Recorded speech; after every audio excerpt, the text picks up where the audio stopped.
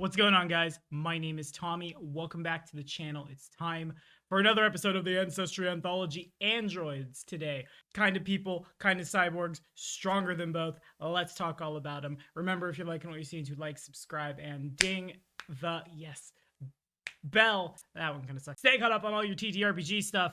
Remember, the Patreon is the #1 way to support the channel if you're liking what you're seeing. But for now, let's dive in. So androids are definitely something we talked about back in the day in 1E, around like Starfinder's Dawn. Holy fuck, this video is old. Follow this card right up here. So far as their lore goes, not a whole heck of a lot has changed. They of course first arrived on Galarian during the Reign of Stars. They're birthed from pods that create their bodies, that create synthetic technological bits and bobs in which goes a soul, and are of course most typically found in northern Avestan, in the region of the world known as Numeria. They were created of course in humanity's image, so they look quite a bit like humans. They breathe, they eat, they sleep, though they're incapable of biological procreation, and can, in terms of ethnicity, height, weight, gender identity, if it's available on a human, it's available on an android.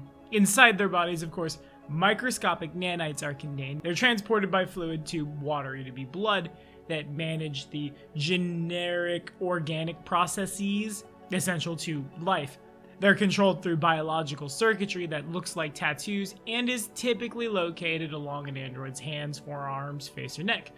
Of course, as you can imagine, this synthetic creature in fact does not grow old. Instead, over time, their organic appearance becomes less convincing, makes them look more artificial and less like a person. After about a century, androids typically feel their time coming to an end. They willingly release their souls to the boneyard. Nanites fix their body back up, sort of a hard reset, if you will. And after a few weeks, a new soul enters the android's form, in what is known as renewal. Mechanically, the android begins play with 8 hit points. They are medium creatures, a speed of 25 feet, and just like it was in 1E and Starfinder, you're looking at boosts to Dex and Int with 1 freebie, with a flaw to Charisma. They begin play speaking Common and Drawfin, so if you're playing Iron Gods in 2E, the gate is a little easier to get that language, fun, as well as bonus languages for High Int. They have low light vision, not dark vision out the gate this time, and gain a +1 circumstance bonus to saves against diseases, poison, and radiation via the constructed ability, so no longer just flat immune to half the board, which makes them a little more balanced. Harder to get diseases if your body functions literally differently. You also take a -1 circumstance penalty to diplomacy and performance checks, and on perception to sense motive via emotionally unaware, which seems like a pretty good mechanical translation to their penalty to sense motive and things from 1E. For our heritages, the artisan android, originally made to work tools, make art, so on and so forth, becomes trained in crafting, or another skill if you've already got it, and specialty crafting in a specialty of your choice. The impersonator android becomes trained in deception or something else, and in addition does not require a disguise kit when attempting deception checks to impersonate a human. They also get a +4, which is huge in 2E, circumstance bonus to impersonate checks. Pretend they're a human version of themselves rather than an android. This bonus of course doesn't apply to other checks to impersonate humans, but it's pretty good out the gate. Non-magical tech to make sure you're moving around and stuff without being seen, without using magic or spending gold. I don't hate that. The laborer android is trained in athletics or something else and gets hefty holler, and seems on flavor for the race that was built to be exploited. The polyglot android learns 2 new languages chosen from common languages and any uncommon languages they would have access to. These languages take the same form, signed or spoken, as your other languages, which seems on flavor for the translator, and you get 3 new languages instead of 2 off multilingual. Okay. The warrior android gets all simple and martial weapon proficiencies trained. Presuming you can then make a way to make that trained in martial weapons tick up, this could be pretty neat for like martially aligned wizards, witches, sorcerers, things like that. I certainly think it's a fair enough house rule if you get this to like let it tick up alongside other weapon proficiencies just to make it a little more playable. For our feats, android lore gets you crafting and thievery. I guess that makes a certain amount of sense. I might have said like arcana or maybe like 2 very specific lores. And of course, Android lore, you knew you'd see it. The cleansing subroutines, each time you pass a fort save against a ongoing poison, you knock its stage down by 2 or -1 against a virulent.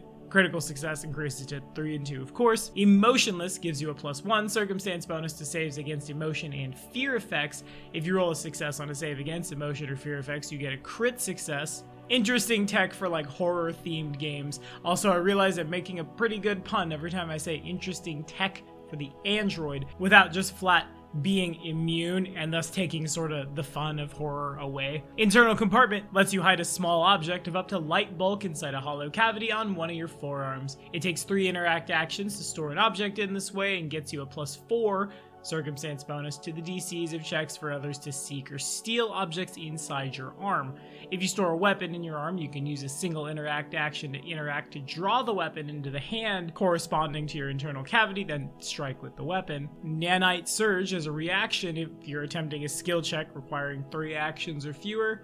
You take a +2 status bonus to the triggering skill check, nowhere near as strong as this used to be in 1E, but can be done once per hour instead of once per day. Also, you glow for 10 feet as your tattoos light up when this happens. Still probably pretty good. A +2 can mean the difference between life or death, or falling off a cliff to your death anyway. Night vision gives you dark vision. Have to admit, it kind of feels bad the more I'm seeing this gated behind like a heritage or a level 1 ancestry feat, the more I'm questioning why the necessity of the gate is there. I don't know, to each their own. Proximity alert gives you a +2 circumstance bonus to perception checks made as initiative rolls. Good for everyone. And radiant circuitry. Androids get so many level 1 ancestry feats also. It's a shame some of these aren't just naturally baked in, but I mean, hey, more choices equals more diversity, which seems very on flavor for the concept of androids. For one action, you become the torch until you get knocked unconscious, which is flavorful and damn useful, especially if most of your party is androids who didn't want to take dark vision. Anyway, advanced targeting system at level 5 gets you a True Strike once per day as a first level arcane innate spell, because your eyes are literally made better. Have an android NPC in a game right now, have used, has felt pretty good. Inoculation subroutine does the same thing against poisons, this now just running up against ongoing diseases. Don't die to filth fever, kids. Nanite Shroud, for 2 actions, gives you the concealed condition, as the things in your blood fly out of you to shield you. For a number of rounds equal to half your level. You can't use this concealment to hide or sneak, because you're probably standing in the middle of the cloud of bots. You also can't use your nanites while they're outside of you, but I mean, hey, what's a flat check to miss between friends, am I right? Protective subroutine, assuming you took Nanite Surge, lets you use Nanite Surge when you're attempting saves instead of just skill checks. You of course get that +2 status if you do so. The internal respirator lets you hold your breath for an additional hour due to literal internal air reservoirs.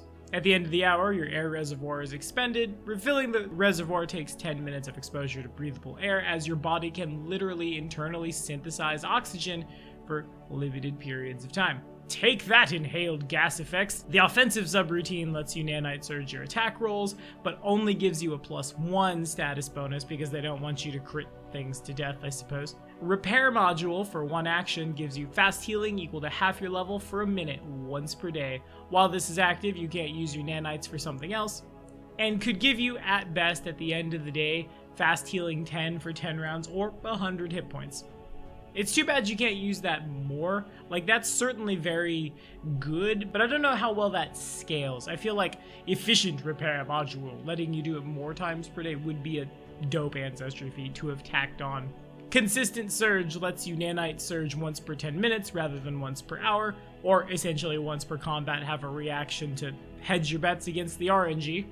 Lastly, the Revivification Protocol, a free action once per day. If you have the dying condition and you are about to attempt a recovery check, you are restored to 1 hit point, lose the dying and unconscious conditions, and can act normally. You gain or increase your wounded condition, but your nanites literally just zap you back up. That's pretty cool. If only there was at 17th a little more fast healing, you could see a very self-sustaining, very efficient, which feels on flavor for the androids, right? Anything, really. Fast heal outside of combat, have a bunch of hedge your bets against bad RNG, and then once per day just get back up if you go down. Not bad. As it stands though, it definitely still looks pretty darn cool. I'm currently in a party in 1E with an android, and like I said, there's an android NPC in one of the games I'm running. I, of course, not counting my Starfinder androids. I love you all as well, but talking about all of you within the bounds of Starfinder makes more sense. Within the bounds of Pathfinder, playing something that's synthetic, something that's technologically advanced, in a world where everyone else is running around with swords and stuff, can be a little jarring, sure. But it's also literally a part of Pathfinder's lore as much as guns are, as much as, like, robots are. Ancient fallen empires with way better tech than the current age is a trope as old as time and baked in. Thus, the android as a playable race within your world seems just par for the course for something like Pathfinder. And though they are a rare ancestry, the amount of tech all over the place, the amount of, this is kind of like me, this is different, let's go explore it, is the easiest way to add an android to any adventure. I'm also, I guess I should say in 1E, I almost forgot, sorry Astro, I'm jamming for an android wizard in Res of the Runelords right now. And at first when the player was like, I want to play an android, there was this kind of disconnect for me, like, that doesn't make a lot of sense for Rizia, but alright, sure. And then thinking about it a little more in hindsight, the notion that, well, of course, someone who is created doesn't have a lot of clues to their past, know what they are, where they are, things like that, would be drawn to something like Thassalon. More ancient big mysteries, things to solve. Ancient empire with clearly more powerful things than we have currently. Looks awkwardly at the super weapons sitting in Sandpoint. Right, it's more similar than you'd think. But what do y'all think? Are we playing androids? Do you like your androids? Throw it down in the comments. Let me know. We'll be back at it next week with another episode of the Ancestry Anthology. Until then, my friends, we'll see you next time.